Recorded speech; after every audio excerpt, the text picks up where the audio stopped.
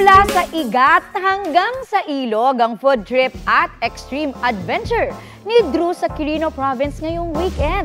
Heto ang patikim sa biyahe ni Drew. Pwede po bang kahawak ng gulo ba sila o...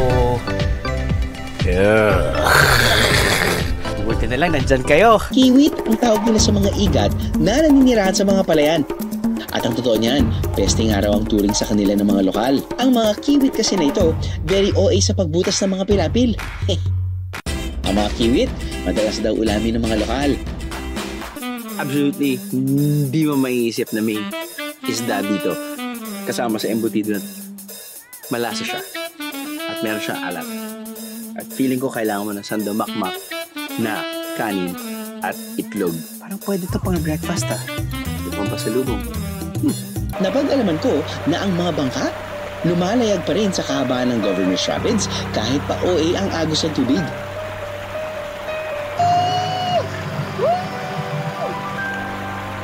Dumaan kami sa tinatawag niyang letter C. No? Dun sa dadaanan mong ganun, nakikita mo kasi yung side walls ng mismong bundok.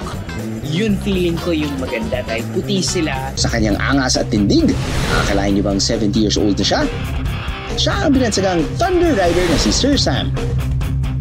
Napaka-cool Nakaka-amaze po siya. At that age, kayang-kaya pa po niyang mag-motor. Ano pong binibigay sa'yo ng pagra-ride? The joy of going to places. Kasi para sa akin, if I have gone to a place, I have conquered the place. Ano sa inyo, Beros? How can we say no to Quirino?